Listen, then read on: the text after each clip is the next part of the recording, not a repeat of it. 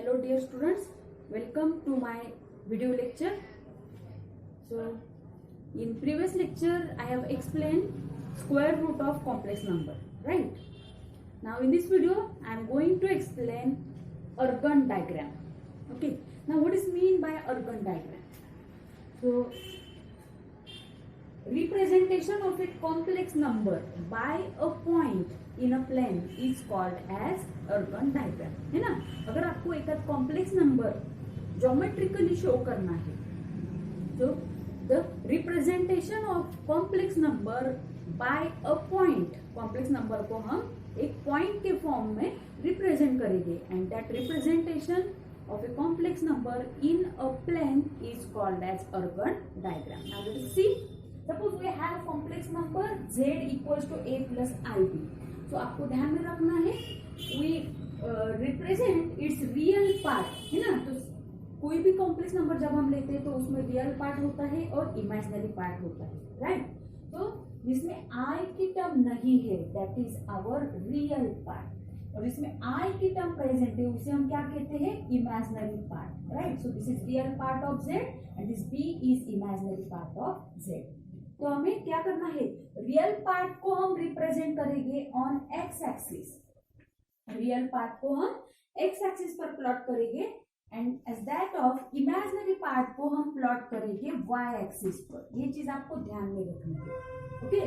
तो x axis को हम कहेंगे रियल एक्सिस और y एक्सिस को हम करेंगे इमेजिनरी एक्सिस, और x एक्सिस पर हम कौन सा पार्ट प्लॉट करेंगे? रियल पार्ट, और y एक्सिस पर we plot imaginary part, okay? Then जो ओरिजिन है, ओरिजिन को हम कॉल करेंगे पोल, ओरिजिन को हम क्या बोलेंगे? Pole, okay? Origin is called as pole. x axis is real axis, y axis is imaginary axis. Now let's see. Now अब क्या करना है हमें? एक्स एक्सिस को, सॉरी, रियल पार्ट को एक्स एक्सिस पर प्लॉट करना है ना? सो क्या है इसका real part? So for this number real part is A, okay? So x axis पर हम ए इतना डिस्टेंस प्लॉट करेंगे. सो suppose this distance is A, okay? Suppose this distance is A. Now imaginary part is B. अब हम imaginary part कहां पर plot करेंगे? Imaginary axis पर, दैट इज y एक्सिस पर. और क्या है distance? b, okay? So suppose this is the distance b, okay? अब देखिए, अगर हमने इसे एक पॉइंट प्लॉट किया, so this is b, this is a, so this point represent complex number z equals to a plus ib. इन दोनों का जो इंटरसेक्शन है, this point has coordinates a, b, right? And this point P represent Z equals to A plus IB. ये point क्या represent करेगा? Complex number Z plus IB. तो देखिए हमने कॉम्प्लेक्स नंबर को एक सिंगल पॉइंट्स के थ्रू प्लॉट किया है. So this diagram is called as Argand diagram, okay? I hope आपको समझ में आया होगा. Let's see more examples. Suppose I want to plot the complex number 2 plus 3i, okay? So 2, this 2 is real part, so definitely we plot it on x axis, okay? So suppose this is x axis, this is y axis, this is origin, right? हाँ, x axis पर हम real part plot करते हैं, तो इसका real part कितना है? 2, okay? So suppose this is the distance 2. Then imaginary part क्या है इसका? imaginary part मतलब i का कोएफिशिएंट. अगर पॉजिटिव है तो पॉजिटिव लेना है, निगेटिव है तो निगेटिव लेना है. सो इमेजिनरी पार्ट आएगा +3. सो +3 डिस्टेंस इमेजिनरी पार्ट है, इसलिए y एक्सिस पर लेंगे. सो suppose this distance is 3. Now in दोनों का जो इंटरसेक्शन आएगा that is the point 2 plus 3i, है ना? सो this is the point 2 plus, yes, this point represent complex number 2 plus 3i, okay? और इस पॉइंट के कोऑर्डिनेट्स क्या रहेंगे? 2, 3 रहेगी, ओके? सिमिलरली अगर मुझे 2 minus 3i प्लॉट करना है तो फिर से इसका रियल पार्ट कितना है? 2, इमेजिनरी पार्ट कितना है? -3. मतलब ये कॉम्प्लेक्स नंबर 4th क्वाड्रेंट में आएगा, है ना? इसका x एक्सिस का डिस्टेंस 2 है, y एक्सिस का डिस्टेंस क्या है? -3. मतलब हमें कौन सा पॉइंट लेना है? 2, -3. सो 2, -3 पॉइंट यहाँ पर आएगा, है ना? So this is the point 2 - 3. So it represents Z3, it represent the complex number Z3 that is equals to 2 minus 3. Okay, तो सिमिलरली -2 + 3i अगर प्लॉट करना है तो कौन सा पॉइंट आएगा? इसका रियल पार्ट है -2 और इसका इमेजिनरी पार्ट क्या है? 3. तो -2, 3 सेकेंड क्वाड्रेंट में आएगा, राइट? तो सपोज टेंटेटिव डिस्टेंस में यहाँ पर कंसिडर कर रही हूँ. सो suppose this is the point -2, 3. Okay, so it represents complex number Z2 which is equals to -2 + 3i. Similarly Z4 अगर मुझे प्लॉट करना है like -2 - 3i, so it is represented by the point -2, -3. so कौन से quadrant में आएगा? अगर x और y कोऑर्डिनेट्स नेगेटिव है मतलब it lies in fourth quadrant, right? so sorry, it lies in third quadrant, है ना? so here is the point -2, -3. so in this way we represent any complex number with the help of Argand diagram. okay, so I hope आपके समझ में आया होगा. okay, now let's see the geometrical meaning of modulus and argument of complex number. okay. now geometrical meaning of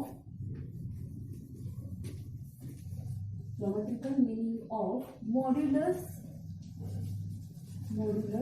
and amplitude.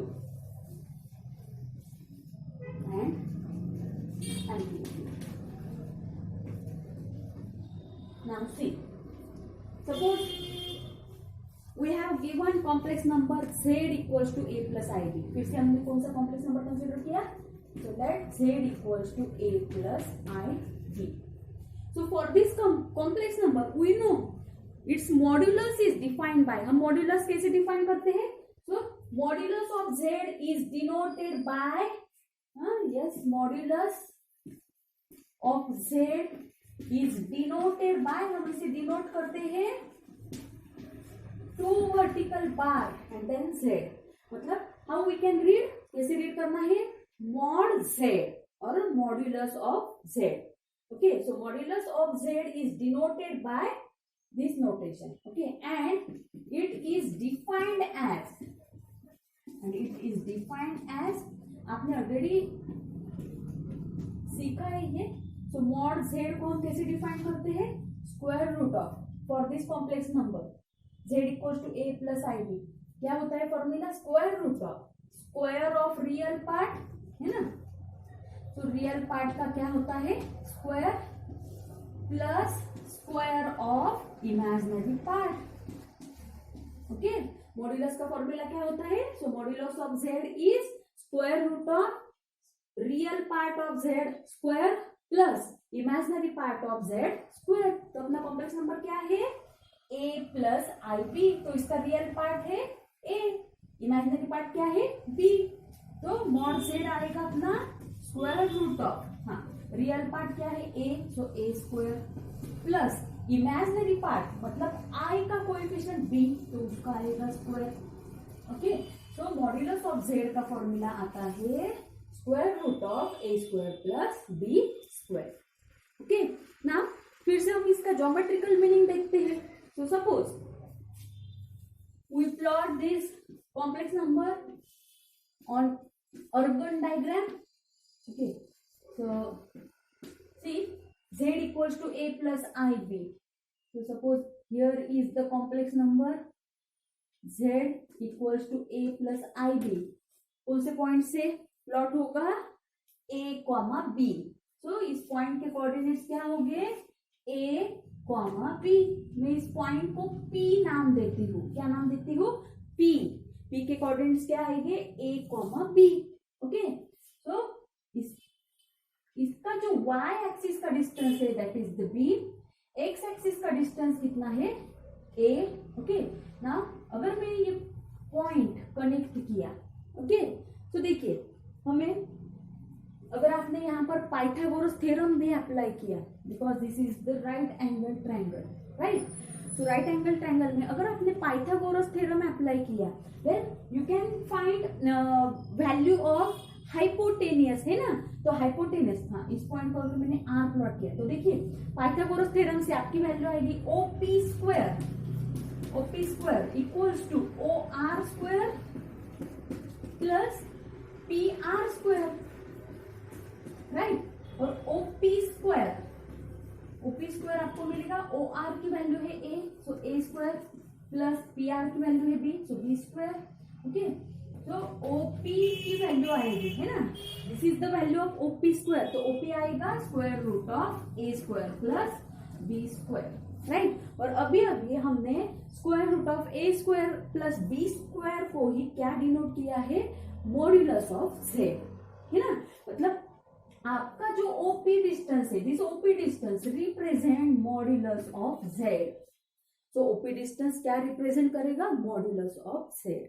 So this is nothing but geometrical representation और geometrical meaning of modulus. Okay, so आपको ध्यान में रहेगा modulus of z मतलब क्या, distance of OP, distance of OP को ही आप क्या कहोगे, मॉड्यूलस ऑफ जेड। ओके, तो यहां पर हम कह सकते हैं कि modulus of Z equals to OP, modulus of Z is equals to OP, so this is geometrical meaning of modulus. Okay, now let's see the geometrical meaning of argument, है ना। argument को ही आप लोग एम्पलीट्यूड भी बोल सकते हैं। ओके, तो एम्पलीट्यूड या तो फिर एम्पलीट्यूड को ही दूसरा पैरेलल वर्ड है आर्ग्यूमेंट, और यू मे से आर्ग्यूमेंट, ठीक है ना।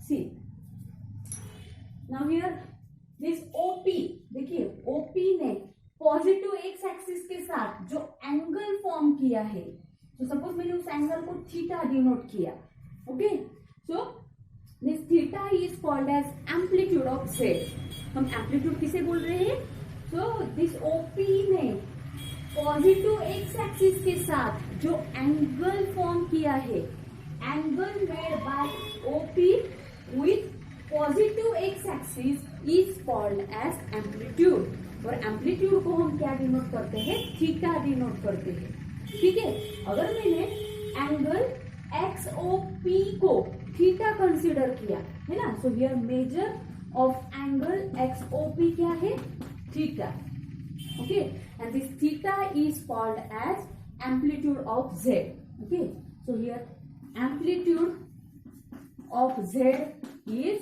थीटा, ठीक है। अब देखिए with the help of this theta we can find value of sine theta, है ना, हमें साइन थीटा का फॉर्मूला मालूम है। साइन थीटा की वैल्यू होती है अपोजिट साइड अपॉन हाइपोटेनियस, वैसे ही कॉस थीटा हम डिफाइन करते हैं adjacent side upon hypotenuse. Okay, so with respect to this theta sine theta क्या होगा, देखिए, तो साइन थीटा का फॉर्मूला होता है अपोजिट साइड अपॉन हाइपोटेनियस। तो अपोजिट साइड कितनी है थीटा की, बी, तो आएगा यहाँ पर बी अपॉन मॉड जेड। वैसे ही कॉस थीटा, देखिए कॉस थीटा क्या आएगा, कॉस थीटा का फॉर्मूला होता है एडजेसेंट साइड अपॉन हाइपोटेनियस। तो थीटा की एडजेसेंट साइड क्या है, ए अपॉन हाइपोटेनियस है मॉड जेड, है ना। तो साइन थीटा आएगा b by mod z, cos theta आएगा ए बाय मॉड जेड, और मॉड जेड क्या है, मॉड जेड है under root of A square plus B square, that is under root of square of real part plus square of imaginary part. Now with the help of this sine and cos we can find tan theta, है ना। सो tan theta होता है sign upon cos. तो अगर मैंने sine upon cos की value find की तो आपको मिलेगा tan theta equal to b by a. Okay, tan theta क्या मिलेगा, बी बाय ए। ओके, और you may write it as theta, क्योंकि हमें क्या फाइंड करना है, एम्पलीट्यूड, है ना, एम्पलीट्यूड, या तो फिर आप उसी को आर्ग्यूमेंट भी बोल सकते हैं। तो एम्पलीट्यूड का फॉर्मूला देखिए, तो यहाँ पर थीटा क्या आएगा, इस टैन इनवर्स को मैंने अगर इधर शिफ्ट किया तो आपको मिलेगा tan inverse of b upon a. क्या मिलेगा आपको, this theta means what, theta is nothing but amplitude of z. तो एम्पलीट्यूड ऑफ जेड को ही आप लिख सकते हैं tan inverse of b upon a. Okay, So in this way, we can see the geometrical meaning of modulus as well as amplitude. Amplitude is also called as argument. Okay, now let us see the polar form of complex number. Okay, तो आपको ये ध्यान में रखना है, modulus का formula होता है for z equals to a plus i b, modulus का फॉर्मूला होता है square root a square plus B square. Okay, मैं यहाँ पर फिर से लिखती हूँ. For this complex number mod z equals to square root of a square plus b square and sin theta equals to क्या होता है b by mod z, और cos theta होता है a upon mod z. और इसी से अगर आपने tan theta फाइंड किया, tan theta की वैल्यू होती है b by a. Okay, now let's see one example. For example, suppose I have complex number z equals to 1 plus I. 1 plus I. Okay, so for this complex number, we find modulus of z. So modulus of z का formula होता है square of real part plus square of imaginary part. तो इस complex number में real part क्या है 1, यहाँ पर हम लेंगे 1 स्क्वायर प्लस इमेजिनरी पार्ट क्या होता है आई का कोएफिशिएंट. तो यहाँ पर आई का कोएफिशिएंट क्या है, कुछ भी नहीं है, मतलब क्या है यहाँ पर +1. ओके, तो इमेजिनरी पार्ट क्या है 1, तो यहाँ पर हम लेंगे 1 स्क्वायर. ओके, तो स्क्वायर रूट ऑफ हमें मिलेगा 1 स्क्वायर इज 1, तो 1 + 1 is 2. So modulus of z is √2. Now we find argument. अब आर्ग्यूमेंट को आप डायरेक्टली tan थीटा भी लिख सकते हैं. तो tan थीटा क्या होता है b upon a, that means imaginary part upon real part, है ना. आप इस कॉम्प्लेक्स नंबर को a प्लस आई बी के साथ भी कंपेयर करके लिख सकते हैं. ओके, तो यहाँ पर a की वैल्यू क्या आएगी आपकी, a equals to 1, b equals to भी 1. ओके, सो b की वैल्यू 1 पुट अप की, a की भी वैल्यू 1. तो tan theta is equal to 1. हाँ, तो tan के लिए कौन से एंगल की वैल्यू 1 होती है, π/4, है ना. तो यहाँ से आपको थीटा मिलेगा. तो थीटा की वैल्यू आएगी π/4 और थीटा ही क्या रिप्रेजेंट करता है, amplitude of z. Okay, so therefore amplitude of z is equal to π/4 and modulus of z is equal to √2. Okay, so in this way we can find modulus and argument of complex number. Now let us see the polar form of complex number.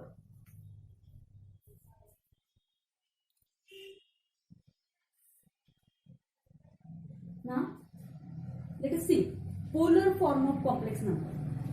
So let the complex number z equals to a plus ib is represented by a point. अभी हमने देखा है कि urban diagram में complex number एक point के form में represent किया जाता है. तो यहाँ पर a प्लस आई बी कौन से पॉइंट के द्वारा रिप्रेजेंट होगा, a, b. कौन से point a, b. Okay, so suppose I plot this point. So suppose here is the point p having coordinates a, b. Okay, now ये जो x axis का डिस्टेंस है that is a and y axis का distance क्या है b. Okay, अब हमें क्या फाइंड करना है, polar form of this complex number. Now let's see this OP make an angle theta with this positive x axis. Okay, so here measure of angle XOP. XOP हम कितना ले रहे हैं, theta. Okay, that of this distance of OP, या तो फिर आप इसे लेंथ भी कह सकते हैं ना, length of OP. Length of OP को अगर हमने R डिनोट किया, क्या डिनोट किया, R. और definitely this distance is greater than 0 because distance कभी निगेटिव नहीं होता. Okay, and length of OP is equals to R, है ना. और R क्या है, R is greater than 0, distance positive. Okay, now due to this क्या होगा, ये पॉइंट P हम रिप्रेजेंट करेंगे R, थीटा से. ओके, so this point P is also represented by the point R, theta, and this is nothing but the polar coordinates. Okay, so this is nothing but the polar coordinates. Okay, so this point P, so P, therefore coordinates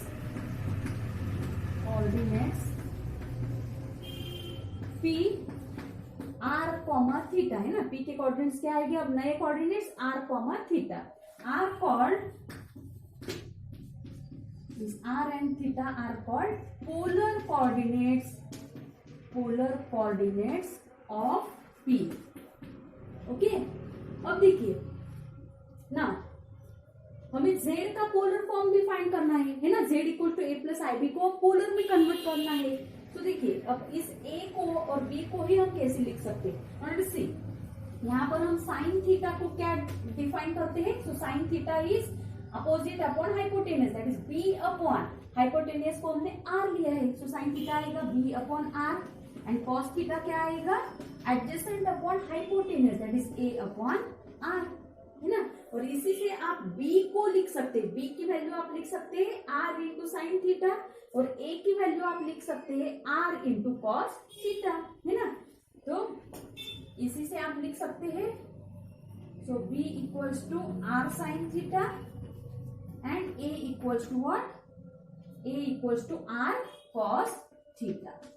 okay, and hence with the help of these values of a and b, this complex number z, देखिए अब हम z को represent करेंगे, तो अपना Cartesian form में z क्या है, तो z is equal to a plus i b. अब a की वैल्यू आप रखेंगे r cos theta, so we get r cos theta plus i into b की वैल्यू रखेंगे r sin थीटा, है ना। So this is nothing but the polar form of this complex number. Okay, आप r को common भी ले सकते हैं, so r into cos theta plus I sin theta. So this is called as polar form of complex number. Okay, so this is polar form of complex number z equal to a plus I. Okay, so in this way we can find polar form of complex number. But अगर z second quadrant में है, third quadrant में है, fourth quadrant में है, then how we can find this polar form, है ना। तो पोलर फॉर्म लेते वक्त आपको सबसे पहले तो r की वैल्यू चाहिए, और दूसरी बात आपको थीटा की वैल्यू चाहिए, है ना। सो यहाँ पर r मतलब क्या है, सो r is modulus of z, r क्या है मॉड्यूलस ऑफ z, और अभी अभी हमने देखा है a प्लस आई बी के लिए मॉड्यूलस क्या होता है, square root of a square plus b square. और दूसरी बात आपने देखा है कि साइन थीटा को ही हमने लिया है b बाय r, और कॉस थीटा को हमने लिया है a बाय r, है ना। या तो फिर आप थीटा टैन थीटा की भी वैल्यू ले सकते हैं, टैन थीटा हम क्या लेते हैं b अपॉन a लेते हैं, है ना। So these are modulus and amplitude of complex number, है ना। So with the help of this formula we can find r, also we find tan theta, substitute value of r cos theta sin theta, then we can get polar form of complex number. Now let's see for different forms of complex number. See a plus i b, अगर a positive है b भी positive है, मतलब ये complex number कौन से quadrant में आएगा, फर्स्ट क्वाड्रेंट में। अगर कॉम्प्लेक्स नंबर है minus a plus i b, मतलब कोऑर्डिनेट्स क्या है minus a comma b, so this complex number lies in second quadrant. और अगर x कोऑर्डिनेट निगेटिव है, y कोऑर्डिनेट भी निगेटिव है, then it lies in third quadrant. That of if x coordinate positive, y coordinate negative, then that number complex number lies in fourth quadrant. Okay, अब यहाँ पर आपको ये last column अच्छे से लर्न करना है। लास्ट कॉलम में हमने क्या लिखा है, एम्पलीट्यूड ऑफ z, और अभी अभी हमने देखा है एम्पलीट्यूड ऑफ z को ही हम डिनोट करते हैं थीटा से। ओके, सो एम्पलीट्यूड को डिनोट करना है थीटा से, ठीक है। तो देखिए थीटा के लिए हमने यहाँ पर लिखा है, अगर कॉम्प्लेक्स नंबर फर्स्ट क्वाड्रेंट में है तो थीटा की वैल्यू लेनी है alpha, but what is alpha, क्योंकि अल्फा को तो हमने इससे पहले देखा ही नहीं। तो देखिए अल्फा हमने डिनोट किया है, अल्फा को हमने, अल्फा मतलब क्या, tan inverse of mod of b upon a। अब यहाँ पर जो मॉड लिया है ना, ये वाला मॉड, तो इस मॉड का रोल क्या होगा, इट एब्सॉर्ब निगेटिव साइन, या तो फिर ये मॉड निगेटिव साइन को ओमिट करेगा। ठीक है, तो मतलब मॉड लेने के बाद आपको सिर्फ पॉजिटिव नंबर ही मिलेगा। ओके, सो अल्फा क्या डिनोट करता है, tan inverse of b upon a। अगर मेरे पास कॉम्प्लेक्स नंबर है -1 प्लस आई, या तो फिर -1 प्लस 2i, ठीक है, तो यहाँ पर देखिए अल्फा की वैल्यू क्या आएगी, अल्फा की वैल्यू आएगी tan inverse of mod of, हाँ b मतलब क्या, इमेजिनरी पार्ट क्या है यहाँ पर, इमेजिनरी पार्ट 2 अपॉन a मतलब क्या है, imaginary part, sorry real part, तो रियल पार्ट क्या है यहाँ पर -1, ठीक है, 2 अपॉन -1 क्या आता है, -2, बट ये मॉड होने के कारण माइनस साइन नहीं आएगी, तो आपको सिर्फ यहाँ पर क्या मिलेगा, tan इनवर्स ऑफ 2। ओके, तो निगेटिव साइन एब्सॉर्ब करने के बाद जो वैल्यू मिलेगी हम उसे क्या डिनोट कर रहे हैं, यहाँ पर अल्फा डिनोट कर रहे हैं। Okay, so if complex number lies in first quadrant, then theta को हम डायरेक्टली अल्फा लेंगे, मतलब tan inverse of this mod b upon a। अगर कॉम्प्लेक्स नंबर सेकेंड क्वाड्रेंट में है तो हमें थीटा को लेना है पाई माइनस अल्फा। अगर थर्ड क्वाड्रेंट में है तो लेना है पाई प्लस अल्फा। अगर कॉम्प्लेक्स नंबर फोर्थ क्वाड्रेंट में है तो हमें थीटा को लेना है minus alpha. Okay, so in this way we can consider signs of complex number. Also we can consider amplitude of complex number for different signs of a and b.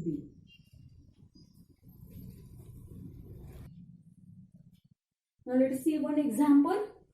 Suppose we have given these four complex numbers, say 1 plus I, -1 plus I, -1 minus I and 1 minus I. तो देखिए यहाँ पर a और b की values अगर आपने consider की तो फर्स्ट पॉइंट को हम रिप्रेजेंट करेंगे 1,1 से, second point is represented by -1,1, third is represented by -1 and fourth is represented by 1,-1। तो अगर दोनों भी कोऑर्डिनेट्स पॉजिटिव है तो that complex number lies in first quadrant. अगर इस कोऑर्डिनेट निगेटिव y पॉजिटिव तो सेकेंड क्वाड्रेंट, दोनों भी निगेटिव मतलब थर्ड क्वाड्रेंट, और अगर x पॉजिटिव y निगेटिव मतलब फोर्थ क्वाड्रेंट, है ना। तो क्वाड्रेंट तो आइडेंटिफाई हो गए। तो क्वाड्रेंट के अकॉर्डिंग अभी हमने देखा है कि थीटा होता है फर्स्ट क्वाड्रेंट में अल्फा। अब पहले तो हमें अल्फा फाइंड करना पड़ेगा, है ना। तो यहाँ पर अगर आपने x कोऑर्डिनेट की वैल्यूज अगर देखी है तो 1 और -1 के अलावा दूसरी कुछ भी नहीं है। तो अगर मैंने फर्स्ट कॉम्प्लेक्स नंबर कंसिडर किया 1,1, तो इसके लिए देखिए अल्फा आएगा tan इनवर्स ऑफ 1/1, है ना। b की वैल्यू 1, a की भी वैल्यू 1, और tan इनवर्स ऑफ 1 क्या आता है, tan inverse 1 is, so it is tan inverse of 1, और tan इनवर्स 1 क्या होता है, π/4, है ना। तो इसलिए देखिए, और ये थीटा की वैल्यू है ना, सॉरी अल्फा की वैल्यू है, और हम फर्स्ट क्वाड्रेंट में थीटा को ही क्या लेते हैं, अल्फा, दैट इज π/4। ओके, अब दूसरे कॉम्प्लेक्स नंबर की तरफ मुड़ते हैं। So coordinates are -1,1, so tan इन अल्फा आएगा tan inverse of b/a, b की वैल्यू 1, a की वैल्यू -1, है ना, b की वैल्यू 1, a की वैल्यू -1, तो 1/-1 आता है -1, है ना। और ये मॉड क्या करता है, मॉड निगेटिव साइन एब्सॉर्ब करता है, मतलब आपको फिर से क्या मिलेगा, tan इनवर्स 1, और फिर से इसकी वैल्यू आएगी π/4।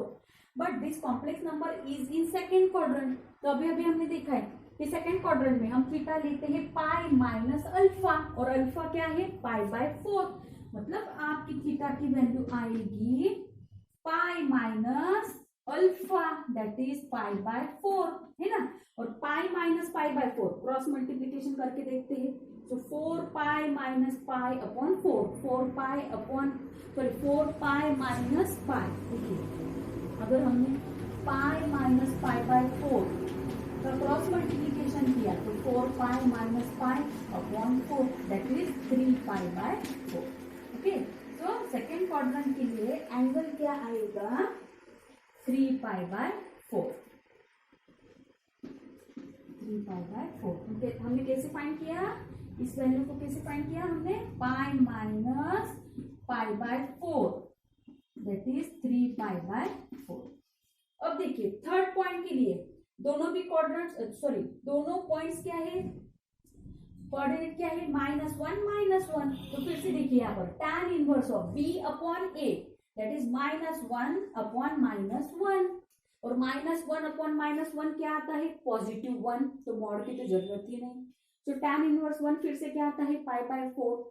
बट ये कॉम्प्लेक्स नंबर थर्ड क्वाड्रेंट में होने के कारण थीटा आएगा पाई प्लस अल्फा, तो आपकी वैल्यू आएगी पाई प्लस अल्फा कितना आया है, π/4 है ना।